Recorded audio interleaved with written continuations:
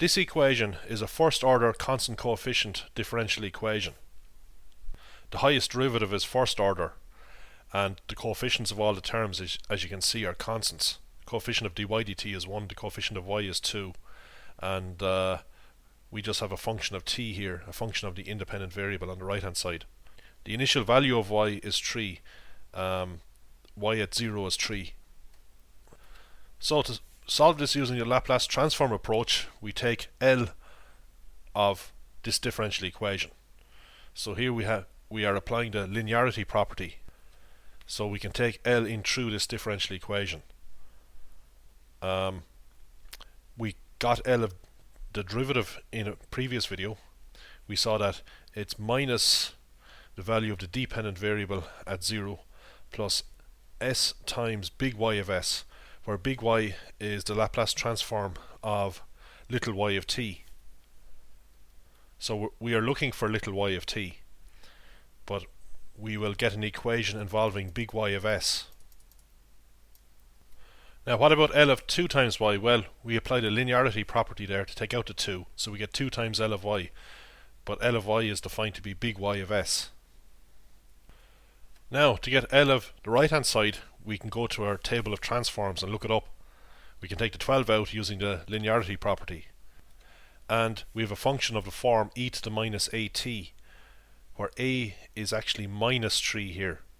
So we'll have e to the minus 3 times t, or e to the plus 3t. So we replace a here on the right hand side with minus 3. So we get 12 times 1 over s minus 3, or 12 over s minus 3. Next we substitute these expressions back up here, and we get this here. So here is L of dy dt, here is L of 2y, and here is L of 12e to the 3t. We solve this for big Y of s. We factorize y of s out of these two terms, so we have y of s times s plus 2, add 3 to both sides. We can write this as a single fraction by getting a common denominator of s minus 3. So the numerator will be 12 plus 3s minus 9. That's 3 plus 3s. Now we make y of s the subject, so we divide across by s plus 2. So s plus 2 goes into the denominator of this fraction. Now we can write this fraction as two fractions. It's partial fractions. And we can look up the inverse transforms of functions of these forms. So we need to find the constants a and b, and they are actually constants. So we add these two fractions, get the common denominator, and go through the usual procedure: a times s minus 3 plus b times s plus 2 on top. Compare to the numerator of this fraction. Because we're dealing with an identity, the coefficient of s must be the same. So we can see that the coefficient of s here is a plus b, because we have as plus bs, and that must equal 3. And the constant terms must be the same. Here we have 3 times 1 is 3, and the constant term here is minus 3a plus 2b. So we just solve between this pair of simultaneous equations.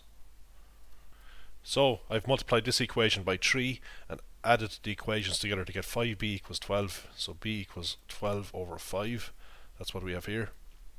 And since we had that a plus b equals 3, you'll see that a equals 3 fifths. If you add these together, you'll get 3. You'll get 15 fifths, which is 3.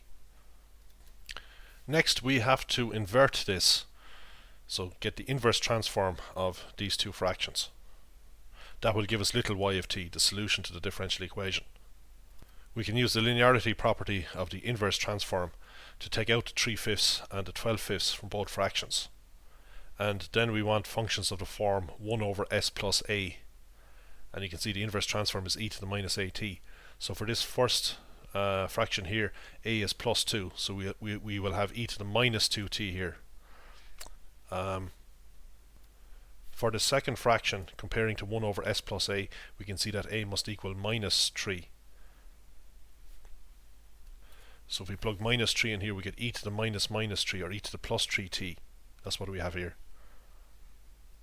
The equation governing the build-up of charge, little q of t, on the capacitor of an RC circuit is R dq dt plus 1 over c times q equals V0, where V0 is the constant direct current voltage. Initially, the circuit is relaxed and the circuit is then closed at t equals 0, and so the charge at time 0 is the initial condition. This term here is R times I, where I is the current, and this is from V equals Ri. This gives us the voltage across the resistor. The voltage across the capacitor is the charge in the capacitor divided by the capacitance of the capacitor.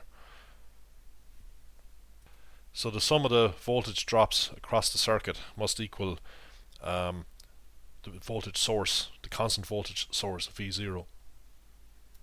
So here we take the Laplace transform of the differential equation.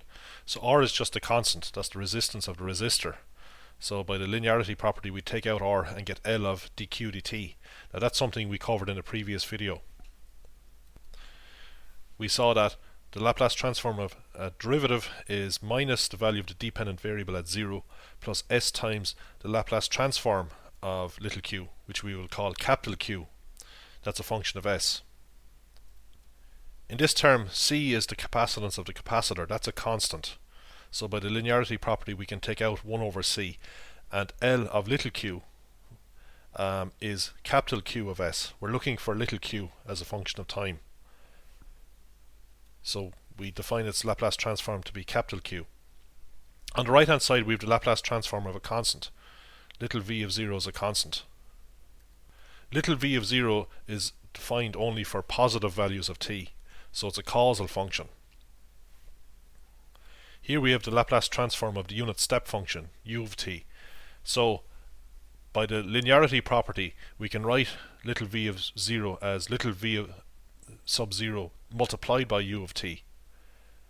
And we just get v of 0 times L of u of t. But L of u of t is 1 over s, so we have v of 0 times 1 over s, or v of 0 over s. So again we can write what's inside here is v v0 multiplied by u of t, and apply the linearity property to take out the constant v sub 0. Next we have to get big Q of s. We sub in 0 for little q of 0, that's our initial value for q, and we make q of s the subject.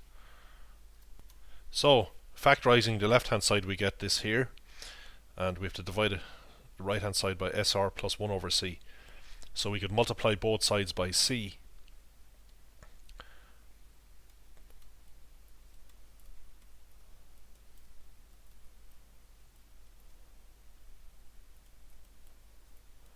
and then finally we divide both sides by SRC plus 1 to get the result here. Now we want to get the inverse transform of this function here. We're going to get the partial fractions, so we'll take out the constant v0 times c, and we're going to split up the denominator. So we're going to have a constant over s plus a constant which I'll call b, a second constant b over rcs plus 1.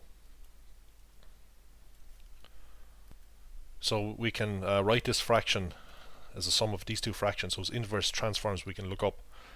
We need to find the constants a and b. So gathering these two fractions back together again, the numerator is a times this denominator plus b times s, and all of this numerator must equal 1. It's identical to 1 for all values of s, and the only way that can happen is if the coefficients of s sum to 0. So the coefficients of s are a or c plus b. That must equal 0, and the constant term must equal 1. So the term not involving s is a times 1, which is a. So a must equal 1. So that's a. To find b, we plug 1 in here, so we get rc plus b equals 0, or b equals minus rc. So we put 1 in for a and minus rc in for b, and that's what we have here. We have to get the inverse transform of 1 over s. Well, here it is. It's just u of t, the unit step function. U of t equals 1 for t greater than or equal to 0. So we can just write down 1 here. We could write u of t, but it doesn't matter because we're just dealing with the function for positive values of t. So u of t is equal to 1 for positive t. We're not interested in u of t for negative t, which would be 0 actually. Now, let's look at this other term. We can divide above and below by r times c. So we get rc over rc equals 1 on top. We get 1s here, and then we get 1 over rc. And we can look up that function of that form here. We can see it's got the form 1 over s plus a, where a is equal to 1 over rc. So we get e to the minus 1 over rc times t. So we put these together, and our answer is 1 plus e to the minus t over rc. So that's q of t. I forgot about the v naught times c. That was taken out at the start. And it's actually 1 minus e to the minus t over r times c. You can put in the u of t if you like after it. But you can leave it out because we're always dealing with just positive time in this problem. We can see that when t is naught, we get e to the power of naught, which is 1. So we get 1 minus 1 inside the brackets, which is naught. So we get naught as expected.